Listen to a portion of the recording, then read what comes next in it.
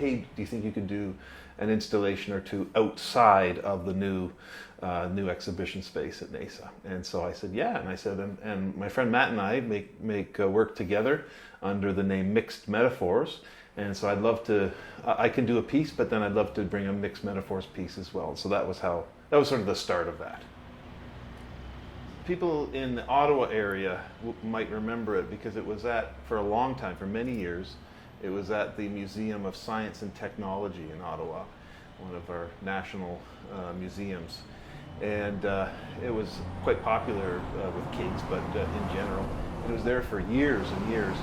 And they decided to get rid of it, and so it showed up on the Government of Canada Surplus website. And I saw it there, and I thought, we could do something and turn that into a pretty interesting sound sculpture. And so we got it. It's not easy to move. Like, I think it's about 300 pounds, yeah. And it's 5 feet in diameter. And so we had to rent a truck to move it. I studied at Carleton University, which is where Jesse's a professor. I knew that Jesse was an instrument builder and that we were both, we had musical backgrounds, and I thought maybe I'll see if he wants to, collaborate on that, and that was the start of Mixed Metaphors.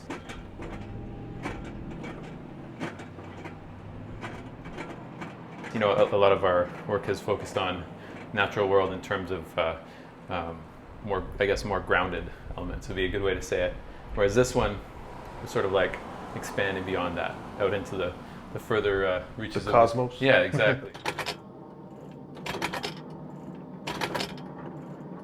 People basically turn the wheel counterclockwise, which releases ball bearings, steel ball bearings, up to 9 or 10 or something at a time.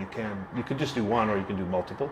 And then as they, eventually they get faster and faster and faster, and as they drop, you then really hear the process.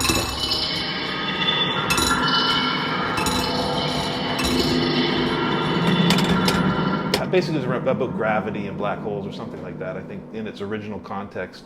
But we wanted to keep that kind of spacey, almost science fiction kind of theme by adding a contact microphone beneath and then processing the sound, adding reverb and some other digital effects.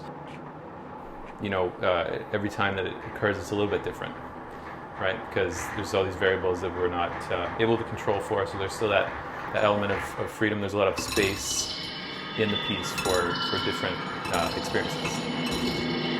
So Jesse has a kind of side passion for architecture.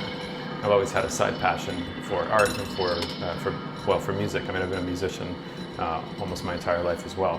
So that was another area where there's sort of like, we meet in the middle of that, and the line between art and architecture for me is very blurred, if it's there at all. And then that comes into the work as well with Mixed Metaphors, that blurred line between those two disciplines. So there's 3 gongs hanging in front of the NAISA space, and in one of the front-facing windows of the gallery, I've positioned an iPad. And the iPad is running some software that some friends of mine and I have been developing for probably 15 years at this point. The idea for the software actually came from Pauline Oliveros, who was a dear friend of mine and someone I had the good fortune of collaborating with in a number of different capacities. But Pauline had this idea. She said, we should try to make an instrument that can adapt to anybody's range of motion. That was the idea. So and I think initially she was thinking, so let's say somebody has very limited mobility, very limited motor control. If somebody can only move a few fingers, for example, how can we make an instrument that can adapt to that range of motion and then trigger, basically whatever movement they have, track that movement and then trigger a sonic response. And so that was really the idea for what came to be known as the adaptive use musical instrument. And as people move in front of the window, they will actually play the gongs that are positioned behind them.